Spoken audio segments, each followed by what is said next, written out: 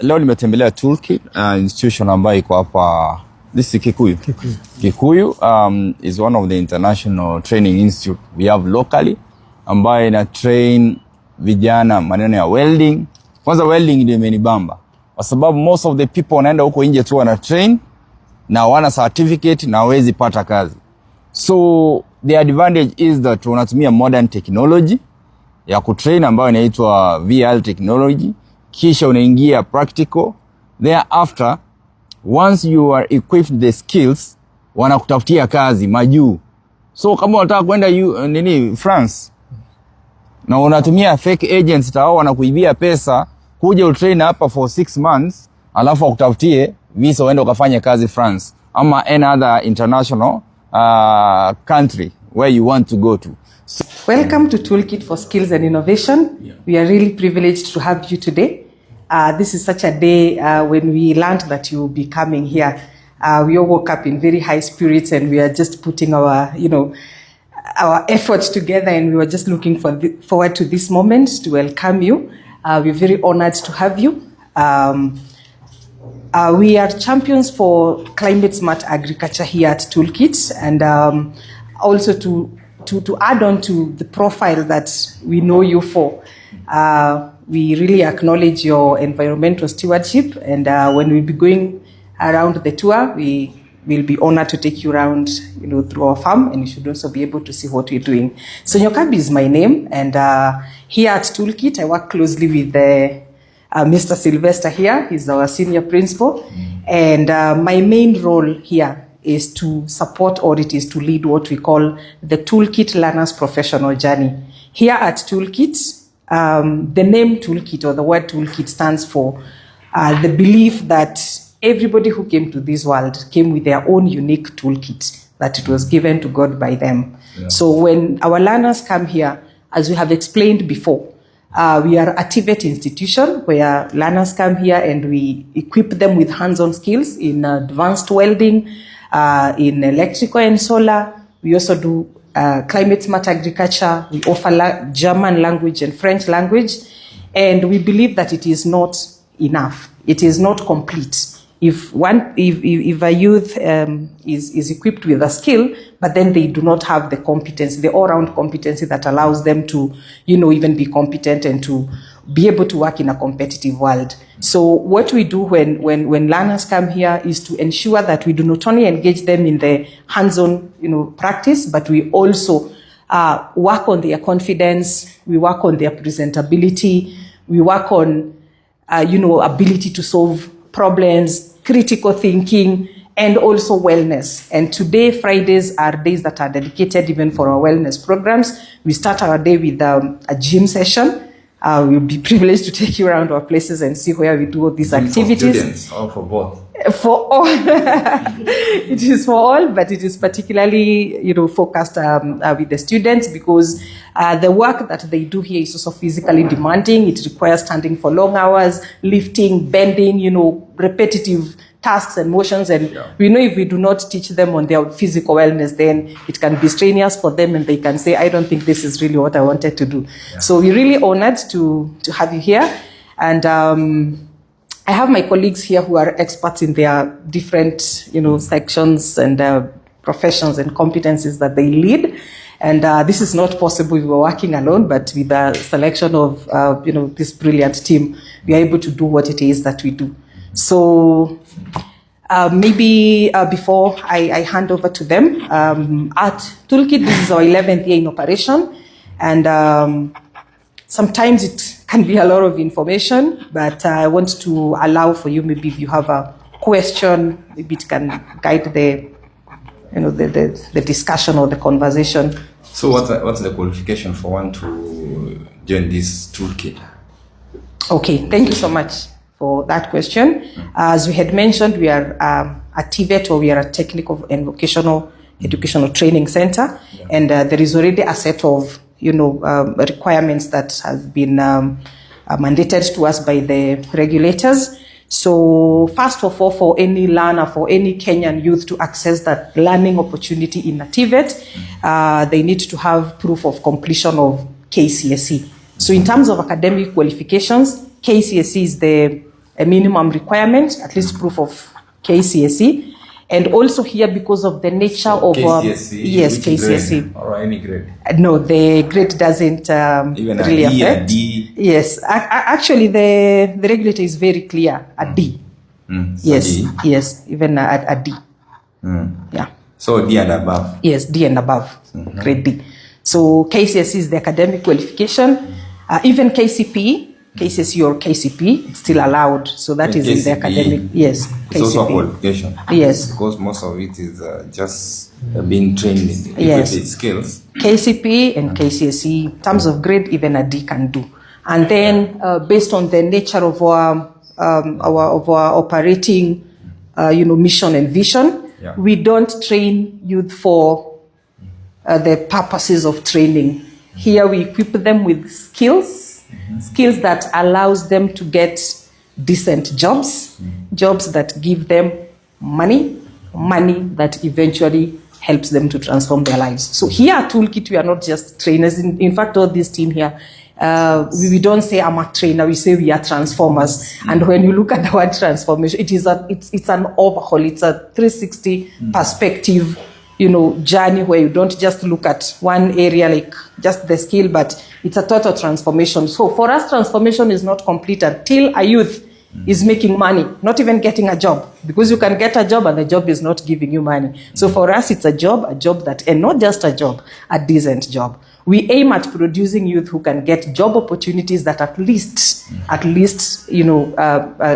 gives them at least the minimum wage. So we are going to interrupt your session briefly. Our virtual reality technology room. Yes. Yes. We have the units that they use in terms of training. So what you see over there is a projection of one of the laptops. This one shows what they do virtually.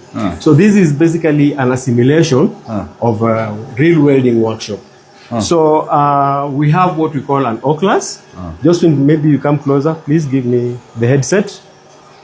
So all of these makes a complete unit of the virtual reality technology. No, it can't burn. Yes. So this is a controller. It mimics the real welding torch when it comes to welding process that is called MIG. So like my colleague Anne said, MIG welding entails use of CO2 gas and other gases like argon.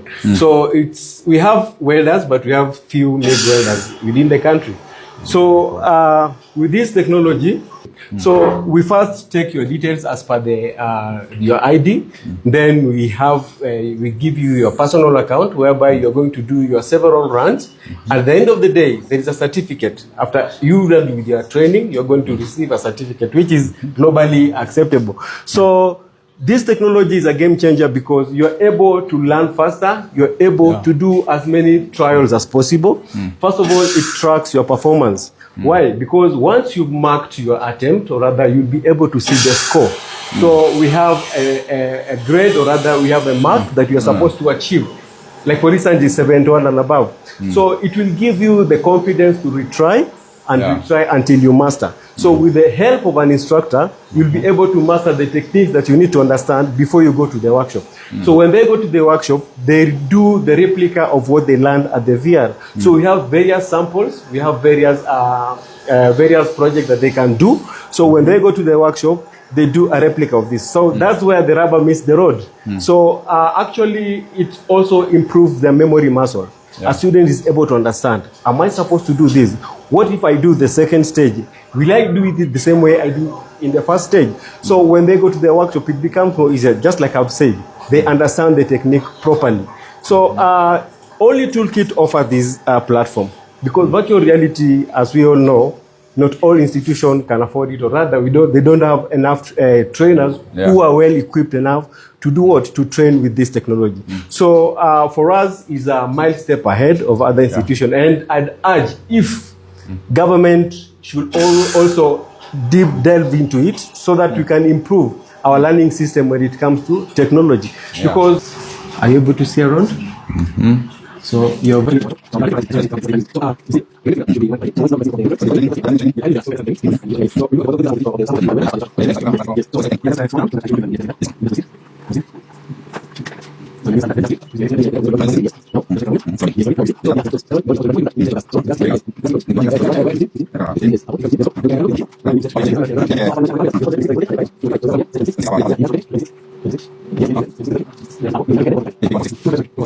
Then you proceed slowly by slowly. Just proceed, don't go back. Mbona inachoma pole pole. Utazoea. Then you see that's the advantage. Okay. Of this one. Then you can retry because that one ushaharibu. So just click on the retry. That's the reason why I said it gives you an opportunity to practice and do more practice trial. So just now you can start. Follow the line. Move it closer. Yes, slowly. Move it a little bit inside. Ndani kidogo. Peleka mkono ndani. Yes, like that. There you go. Slowly. Yes. Now once you're done, you can mark your attempt so that you see what you've done. Uko fiti lakini?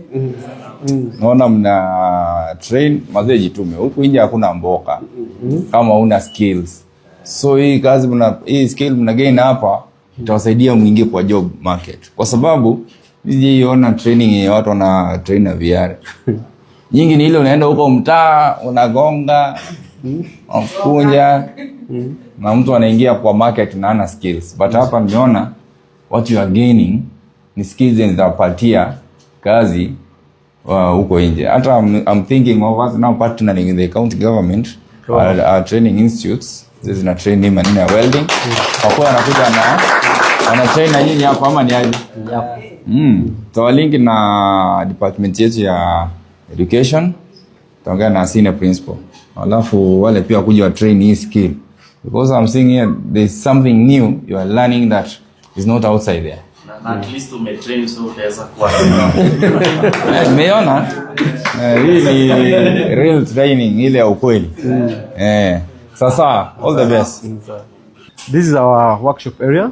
So this is where they do their material preparation. This is our trainer. His name is called Michael. So this is where they do their workpiece preparation before they proceed for the welding. Yes, so it's called our workbench area. Mna prepare hapa. Yes. Hapa ndio mnakatia. Yeah, tunakata hapa, wana file, wana measure. So when they go to the workshop or rather inside the workshop to their machines, now they start their welding. Okay. Here is where they do their welding. This is where they learn their master. Yeah. So hapa ndio unaona vijana wako busy hapa. So hapa wako kwa trial before they do their exam. So as you saw, machine ilikuwa ni kama hii. Yeah, hiyo ndio ile gas. Ni ile gas. Ni ile nilikuwa naona. So ukishazoea kuishika pale kwa VR. So ukija hapa comes more easier for you to understand. Yes. So this is now where they sharpen their skills before they proceed to the industry. Yeah. Yes. Within 3 months. Like now, you see what they've done. Yeah. Actually, just mimics what you did for VR. Yes. So akishamaliza mwalimu yuangalia, then kama kuna some correction, that's what they do. We are doing a few things on solar. Our starting point is always just here. When somebody comes to learn solar, you need to learn the basics of solar. Installation, what are they learning? They learn the basics of installation, sizing and designing, and then electrical wireman. So somebody is supposed to know everything on that. So we start with the main solar component. This is the main solar component. It's what you see on your rooftop. Then if a client has batteries, they need charge controller because their batteries are supposed to be protected against overcharging and over discharging. Then what we get, the kind of power we get from solar is always DC. We need to convert it to AC for houses. So that's why you have an inverter. So inverter helps us mostly in that conversion so that we can use it in our houses. And then battery is majorly for storage. So let me ask. Yes. Hii inawaka kwa kutumia hii solar sahi. Yes. DC. Alafu sasa tukiingia kwa nyumba, nikiwasha hiyo sasa inverter, sasa hapa tuko ndani ya nyumba, sasa hii inawaka juu ya hii. So this is a battery. Yeah, or is an inverter. In an inverter. And the battery that stores the power is that one. At the same time we are charging it. So the power is tapped from here. Yes. It goes through here. Yes. To the battery. Then from the battery It comes with the inverter, and then the inverter converts that DC to AC. Then we use in the house. Okay. Yes. So this is a simple simulation, and we always start after training somebody this. We also train them on sizing and designing, because remember, when you're talking about solar, every household has different requirements. So kila nyumba, you have to size and design as per that. Okay. Yes. So once somebody has understood that part, you also train them on electrical, and electrical installations are different. There is the one that uses this trunking. There is conduits. Sasa hizi ni mapipes. And that's hii ni ile ya manyumba. Hizi sasa ni ya manyumba, sasa ndani ya hizo nyumba. Ya wall. Yes. Hii ni ile nje. Surface. Yes. So we have that. And then now here we also do a lot, because this is just a simple installation. But if you talk about a house arrangement, you now need to teach somebody how to control things from very much points. Like if you look at this one, this is in a color ya nyumba kabisa. Utaona hii unit. Utaona several switches. Utaona cooker unit. Utaona different switches. Sockets. I don't know whether they were tested. Yes. So this one, you can control these lights from this point. Naeza izimia hapa. This is digital skills. In this class, we usually train both welding and solar trainees on how to use these computers very effectively and efficiently. So we train them on the basic digital skills. Then later on, we train them on how to use AI to come up with their system, so that they can automate whatever task they are working on. Also, we usually have some projects. For example, they have to come up with a budget system so that they can track their budget, or whenever they have a project, they can even have something like a Gantt chart to track their project. So this is a class that we usually train both welding and solar, so that whenever they come out of this place, they are quite good, both technical and also digitally. So you don't only equip them with the skills of welding, you also go through a class to learn. Na urine yake sana. Urine inasaidia na? Inatusaidia, ni kama foliar fertilizer na bado pesticide pia inatusaidia. So hapa tuko na breed kama 6. Tuko na hii imeanza hapa, hii inaitwa Dutch. Ametoka Netherlands. Tuko na hao white, hao ni watoto, wanaitwa New Zealand white. Tuko na huyo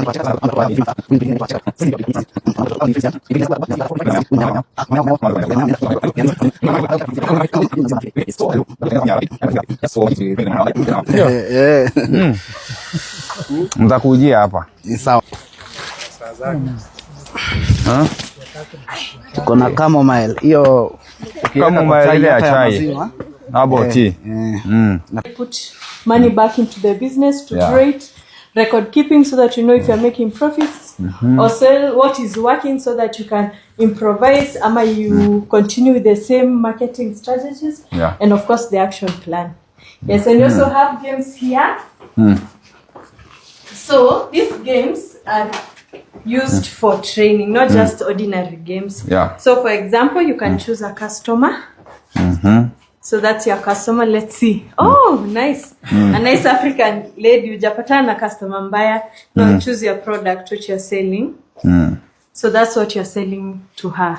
Kuna bahati umepata a good product and also a good customer. But that is not usually the case. You can find someone who is sad or frowny or angry, and then you have to make a project using what you have been taught in class. So it can be an individual project, or it can be a group. So yes, that's what we do. Thank you so much. My name is Sylvester Theophile Mirundu. I'm the senior principal of Toolkit for Skills and Innovation. We are a world-class institution. We train world-class youth and women within the shortest time possible at low cost. And we have a range of courses. We have the welding with advanced VR. We have the solar courses. We have electrical installation. We have the digital skills courses. We have languages. All our welders speak French. Not only Kikuyu, Kiswahili, na Kizungu. They speak French. And also we train German. And we have a farm, smart agriculture, where you have a number of courses, 1 day courses, 2 day, 1 week 3 months, 6 months courses. And what makes Toolkit a very unique institution is that we recruit the most promising youth and women. And these are people we are ensuring that once they leave our institution, they're able to work locally and also internationally. What also is very unique about Toolkit is about our training model. We have the 3 months training within the hub and then 3 months training in the industry.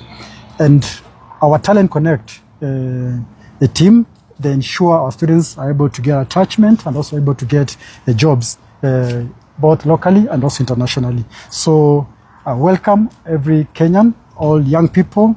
We take any Kenyan between the age of 18 up to 35 and even beyond. We train both the industry, we train individuals, we train graduates from university, mechanical graduates from university, and also TBET diploma holders. So we're located here in Kikuyu, along the current Kikuyu highway, that is a southern bypass. And it's a wonderful environment for learning, and our students are very disciplined, and we love them. And 95% of all our learners are absorbed into the market. None of our learners go out there looking for employment. We have a very, very energetic and very engaging team of staff members who connect them with employment and also internship. And also we have a very understanding management team, wonderful staff members who are working very close with me to ensure that we change not only Nairobi, but we change each and every region of this country and also internationally.